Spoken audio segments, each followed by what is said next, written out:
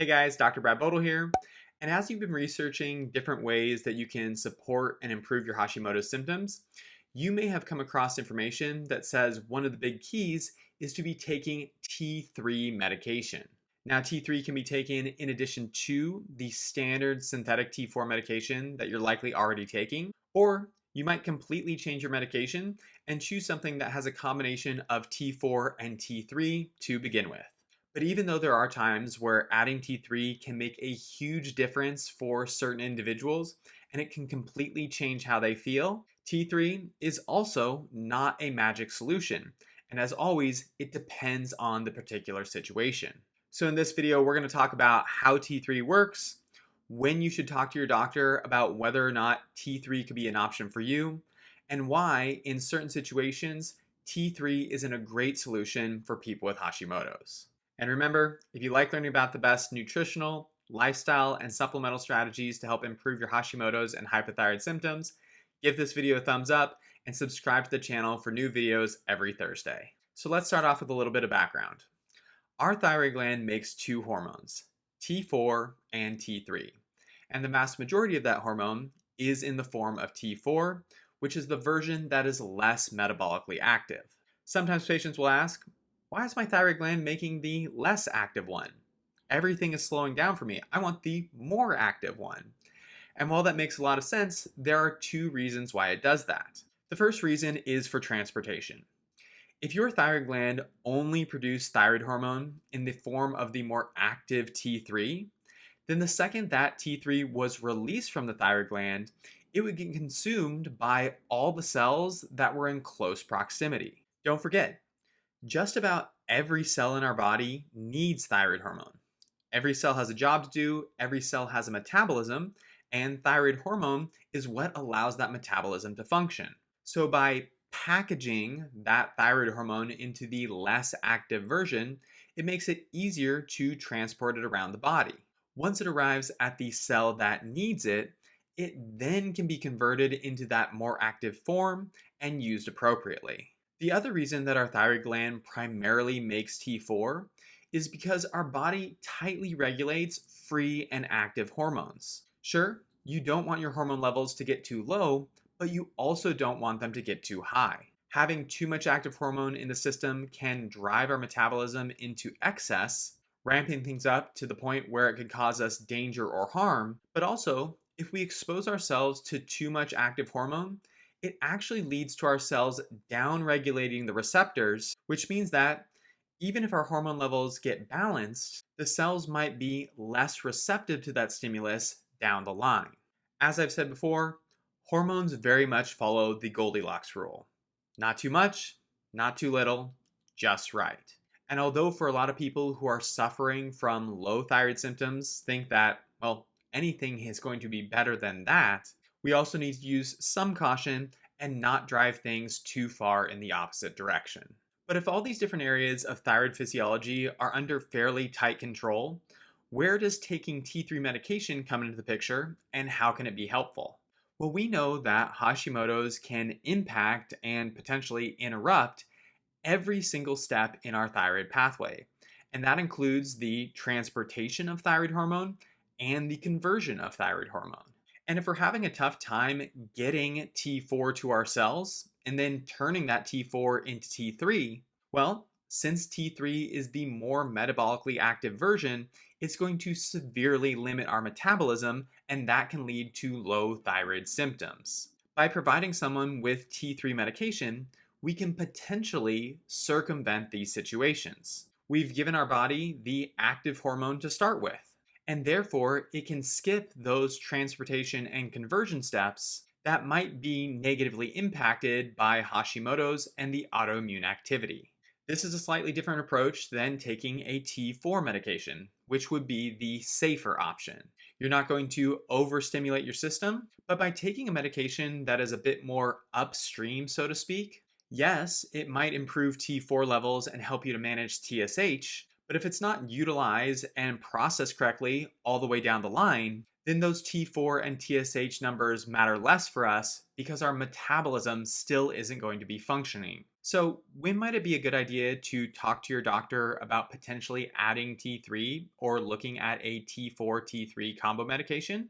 Those situations might include you've already been given T4 medication but seen no response. You've been given T4 and your TSH and T4 levels have improved, but your functionality continues to remain low. You've tried T4 medication and noticed an increase in some of your hypothyroid symptoms. And finally, although this is a very general and rough estimate, if you look at the range of your free T3 levels on your labs and you divide that range into quarters, even if your free T3 isn't lab low, if you do notice that it tends to be in that lower quarter, then this could be an indication that your conversion process is less efficient and you might benefit from adding some T3. Keep in mind that most doctors are going to be resistant to this idea, especially if your TSH and your T4 have improved. Usually in those situations, they're going to say, well, things look good. Why would we change anything further? And the answer to that would be, well, I'm not feeling better, and the main goal of any therapy or treatment should be the patient feeling and functioning their best. But even though that makes sense to the rest of us, a lot of doctors are going to focus only on the numbers. Additionally, natural desiccated medications like Armour are regulated by the FDA, but they're not technically approved by the FDA. Historically, there's been concerns over these medications and the consistency in their dosage. And even though there are some research studies that show for people who haven't had success with standard thyroid therapies, when they switch to a combo medication, they might see improvements. It seems that either due to this historical baggage or what's currently being taught in medical school, most doctors still won't consider some of these alternative strategies.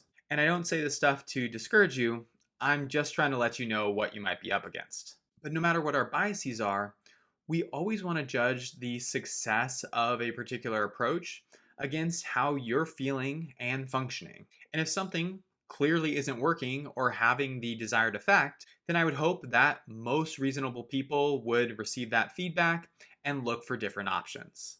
But on the flip side, as I said earlier in the video, T3 isn't necessarily magic. It's simply another tool that we should consider if it makes sense to us. And even in those research studies that showed some people can improve when adding T3 to their regimen, it wasn't 100%, as with anything in health or in life. And there were people who didn't have a positive response, and some people actually had an increase in negative symptoms. So why is it that for certain people, T3 isn't successful within the context of Hashimoto's? Number one is that even in people who are clearly showing an issue with conversion of T4 into T3, and we know that supporting those T3 levels would likely be helpful, sometimes certain individuals do not tolerate taking active T3 no matter what form it comes in. This can manifest very quickly, where someone might start noticing hyperthyroid symptoms within the first week of taking the medication. This could include symptoms like hair loss, anxiety, sweating, heart palpitations, and insomnia. And if this is something that you've noticed, you'll want to get in touch with your doctor right away. For others, the reaction might not be so clear or so immediate. And I've actually encountered a lot of patients over the years who started taking T3, felt way better for a period of time, but then after a month or so, started to develop these hyperthyroid symptoms, and after following up with their doctor, they found out that their TSH levels were now suppressed and their T3 levels were excessive. Like we already discussed, active hormone is tightly regulated for a reason. And even though it might make sense that we need some more T3, if your body can't tolerate it or process it, then you're at risk of developing these dangerous hyperthyroid symptoms in the short term, and in the long term, you could severely decrease your body's ability to respond to T3, making it very difficult for you to rehab these thyroid pathways. The other reason why T3 might not be effective is because of the impact that Hashimoto's has on our cells' ability to bind T3 at the level of the receptor. Did I say that Hashimoto's could affect every step in our thyroid pathway? Yes, I did, and this is one of those key steps. We can do everything right before this point, But if we don't have our thyroid hormone bind to our cells, then we might as well start our car up but forget to step on the gas pedal. Inflammation from autoimmunity impairs the function of our receptors. So you can give someone all the T4 and all the T3 in the world, and their TSH and T4 and T3 levels could be perfectly optimized. But if your Hashimoto's is flared up and inflammation is out of control, then it really doesn't matter how much hormone you have. If that hormone can't properly bind to our cellular receptor, then it can't activate our metabolism. Unfortunately, so much of our strategies when it comes to managing thyroid conditions revolves around this idea of having the right amount or right levels of thyroid hormone. And we forget that even though having the right levels is important, it's the function of that hormone that is equally as important. And although some people do need T3 and can benefit from it, the very concept of adding T3 to your regimen still falls in line with this old school thinking that we have to optimize the amount of hormone and that will then fix all our problems. Again, I'm not saying that it isn't important or that we should ignore it, but we do want to understand the full context of these problems and use our advanced understanding. That way we can help you to make the most progress. So if you haven't had success with these standard T4 therapies and you're still struggling to optimize your levels, you should look at other options and discuss with your doctor whether or not T3 could be an option for you. T3 can help us to bypass some of those tricky steps in our thyroid pathway and provide active hormone to the cells, which could be sorely lacking it. At the same time, keep in mind that T3 medication can help to support your T3 levels, but it doesn't necessarily do anything to address problems with transportation or conversion. As always, you'll want to look at things holistically and do your best to support your Hashimoto's and immune system function. That way you can manage inflammation, improve your symptoms, and no matter what medication you're taking or not taking, a healthier body will be able to utilize that more effectively. So let me know what you think down in the comments. Feel free to leave me any questions you might have, and also feel free to share any experiences you've had with thyroid medication, either positive or negative. If you like the video but need more help, then I'd recommend reaching out about my upcoming course where I'll be helping women with Hashimoto's who aren't getting any help from their doctor and want to make changes but don't know where to start, go from feeling tired, exhausted, and frustrated to making nutrition, lifestyle, and supplement choices with confidence. That way they can feel vibrant, strong, and love their lives again. If that's something that might be of interest to you, then send an email to contact@seattlethyroidhelp.com with the word course in the subject line. The initial cohort will have limited space, so don't wait to get in touch.